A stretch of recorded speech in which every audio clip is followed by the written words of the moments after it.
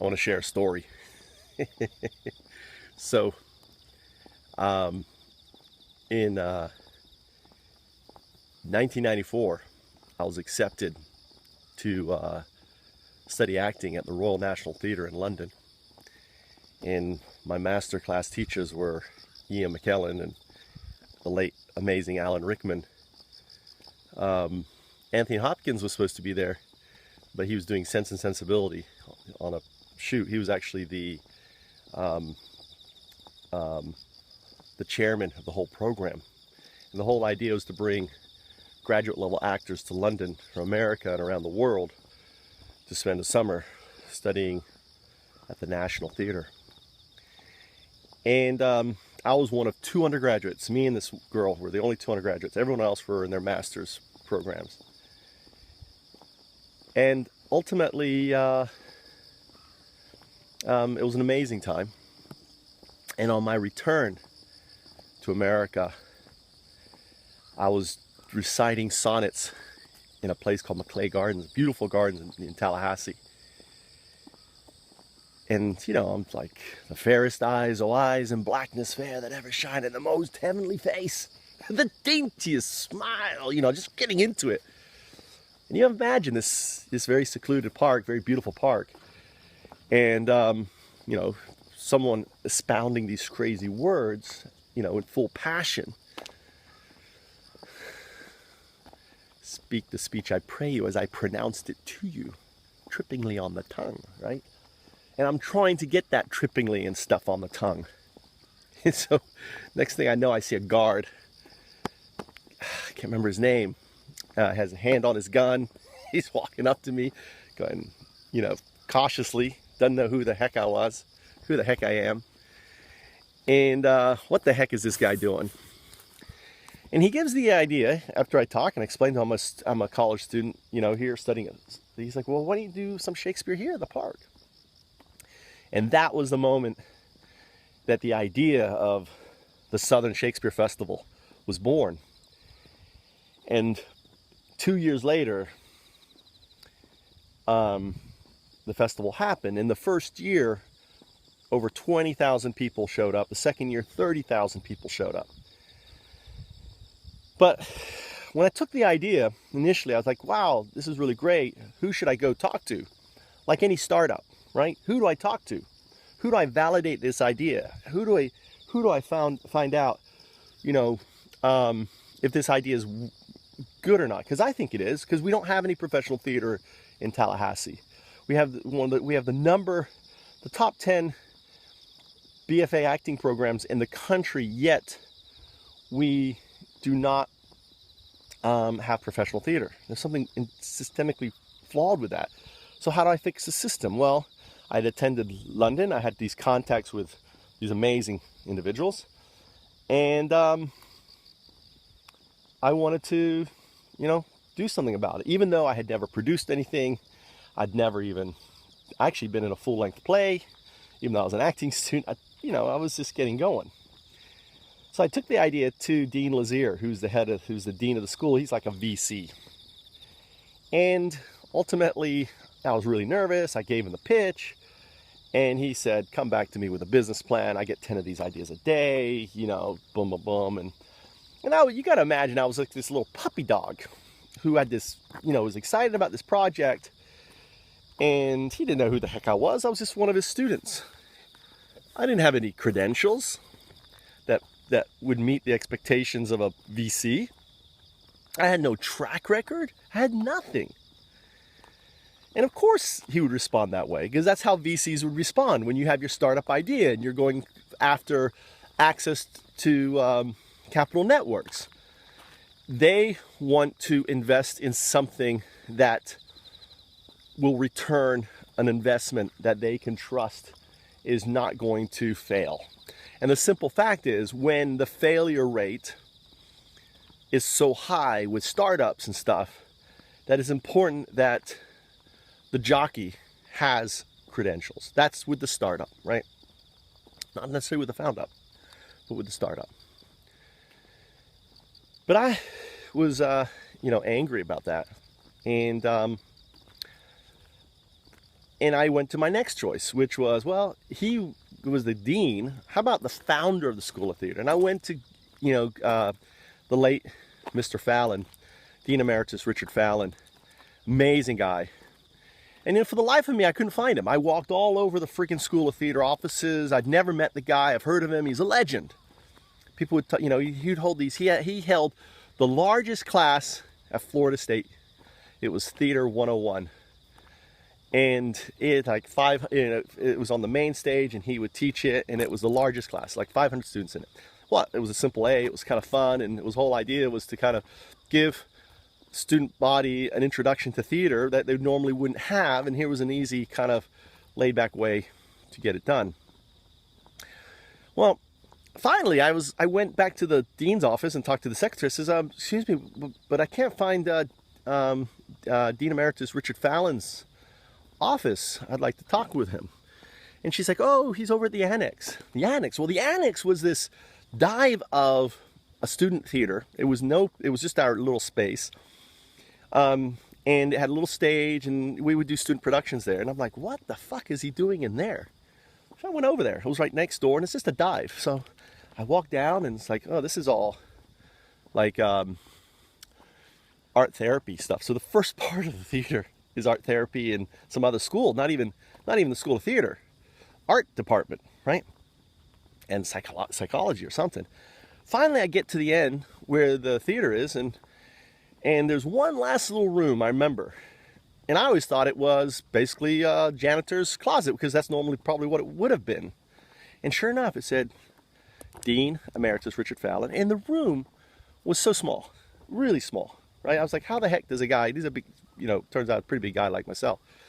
So I signed up, and I looked at his office hours, and he had his office hours once a week there. So I showed up, and I sat down with him, and I was so nervous, and I went through my spiel, and I must have talked 1,000 miles a minute, Told him everything. And then there was this long silence. And Dean just kind of looked at me, and then he started nodding his head, And I'm like, oh, here it comes. Here comes the second rejection, right? This is it. If this is, this is like the death of a dream right here, coming at me right now, the death of a dream. And he goes, Michael, this is an unbelievable project. This is an idea that I've always wanted to do, and I never did. This is a way to bring together, he saw it, bring together the community. Because we had FAMU, which was the African American school. We had Tallahassee Community College, which is one of the largest community colleges right out there, right? And then we had Florida State. And then we had the community theater. And they're all independent. They're all doing their own thing. It's like, here's an event that could potentially bring all these players together. He was a visionary, kind of like me, an idealist, very much like me. He was my mentor.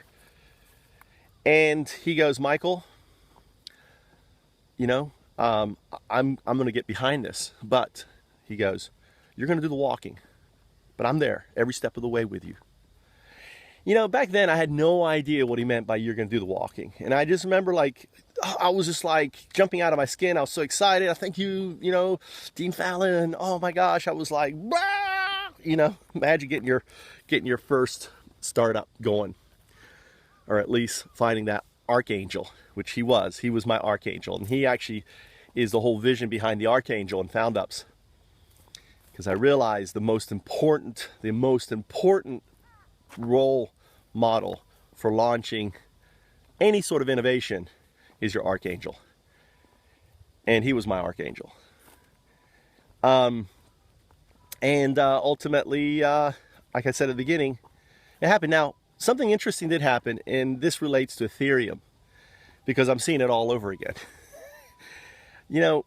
The group that should have been part of it at the very beginning, the first group I went to, which was the School of Theater, and the simple fact, if you haven't figured it out, that Dean Richard Fallan was actually there, was because he was a threat to the dean, just as I'm kind of a threat to the Charleses and to the avatars of Ethereum,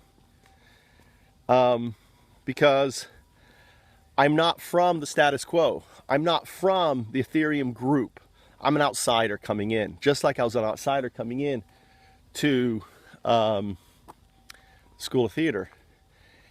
And I'm getting the same sort of pushback from Ethereum leadership, because regardless if they say they don't have an agenda, they do have an agenda, right? And I am, and this is a very large space for folks. And having one more person, even though they will say in rhetoric, oh, Ethereum is open to everyone, right? And here's a case in point. Avatar, I asked Avatar, hey, I'm going to be going to Shanghai. Can I get on the agenda? Simple question.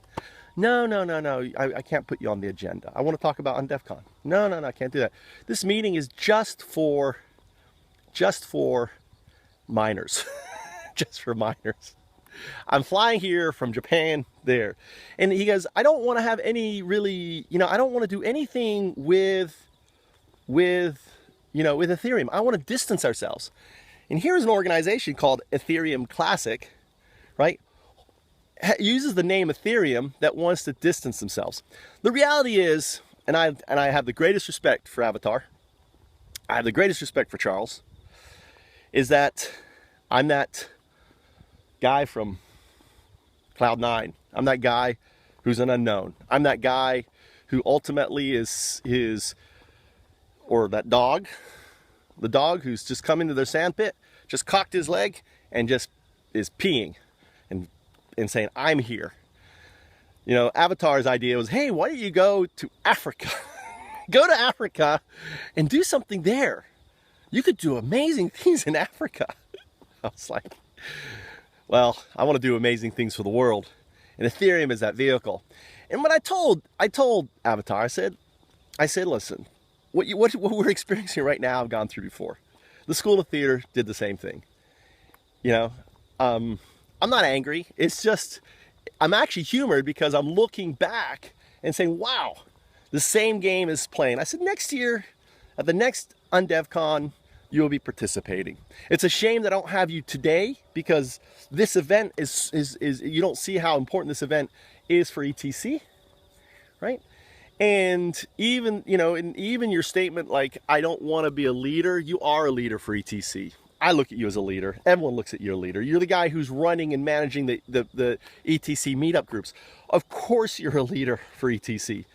And ultimately, what you do and what you say, people are going to follow. And if you're not part of, UnDevCon, which is the antithesis to DevCon, which is ETC, and Ethereum Classic is the antithesis to Ethereum, right? Then it's going to affect people's participation. And that's the reality. And I can't bring you to that reality. And I hope you don't take offense at this video and kind of pointing out our conversation. I'm an open person. So anyone who talks to me understands that whatever you say to me, whatever you communicate to me, I'm probably going to make a video on it and share it to the world. Because the last thing we need is, in my opinion, are cloak and dagger politics or special agendas and everything else. Ethereum Classic needs to be open. UnDevCon, or the movement is all about ensuring that the blockchain is for the people, by the people. And we need to unimagine this world. Unimagine this centralized top-down vehicle of a planet that looks out for the interests of a few, and as a result has runaway inequality, as a result has all these problems facing our planet, like the destruction of our natural habitat, the destruction of the species. 70% of the, we're in the 6th great extinction rate on our planet. And all of these things are externalities of our stupid business model that is endemically flawed, that was built in a time when the idea of limits to growth didn't exist, and now has caught up to us. And the blockchain is an opportunity for us to change this business model and introduce something that I spent a long time creating, and I will keep saying it till the day I die. Ethereum is just an engineered product of the framework that I shared with the co-founders back in 2012. called OIF, the Open Innovation Framework. And I built actually the first blockchain prototype called the Play Found Ups on this imaginary framework with different names and everything else. I can show you I can show you all the different parts working. And what Vitalik with his mentor Michal, what they did was they said, what are the basic, what is the simplest parts, what's the very fundamental aspect of OIF, and how do we build it on the blockchain? And that was the basics of the white paper. Well, the fact is the blockchain exists. My claim to it really is just an ego thing, and you can take it or leave it. I don't care. I know it's true, and Michal knows it's true. Vitalik knows it's true. And if they choose to go to their grave with this, you know, that's fine with me. But I'm not going to be quiet. And I'm going to keep saying it over and over for the rest of my life. So moving forward is UnDevCon is happening. And ultimately, it's a shame that I don't have core leadership like Charles and Avatar behind it. But I didn't have core leadership behind the Southern Shakespeare Festival that now is still running, that over 500,000 people have enjoyed, right? And it's going to keep going. Is unimagining the world and creating an unbelievable world on the blockchain for the people, by the people. My goal is situate and position Ethereum as the rightful, legitimate heir to that blockchain. Ethereum Classic, that is a pushback. It's a brick exit. It's a pushback from the open source, pushing back for control from the 1% who are seeking to now steal the blockchain. There's a patent run mill on the blockchain right now, and there's a massive war for the 1%, right, to take possession of the blockchain through patents, through other things, through Ethereum Foundation. There's a massive war right now, people. You need to wake up to it. You really do. Because if we do not act, and if we do not get Ethereum Classic as the rightful, legitimate chain, which we can do, Ethereum is only $1.2 billion. We're 150 million. That's not far away. And how do we do this? One, we have global events that you can participate and be part of. Number two, we start launching projects. We start getting miners. If you have a PC, you need to start mining ETC. If you have a PC, start mining it. Because I'm telling you right now, Ethereum is going to have the same valuation as Bitcoin. And I apologize if you're a Bitcoin person, but Bitcoin is first generation. There is no future in Bitcoin. It has an amazing valuation right now. I don't see, and it may go up higher, right? But ultimately, it is first generation IT. And Ethereum, or Ethereum Classic in this state, is going to ultimately replace it. My name is Mike Trout. Yes, I am the visionary that provided the inspiration for building Ethereum. I didn't build it on the blockchain. That's amazing what Vitalik did. I'm the guy who spent 3 years pulling all the parts together and showing how a blockchain would work and what the parts would be needed for it. That's what I did. And that took a lifetime of experiences and meditating here in the homeland of Zen Buddhism, where I live in Japan.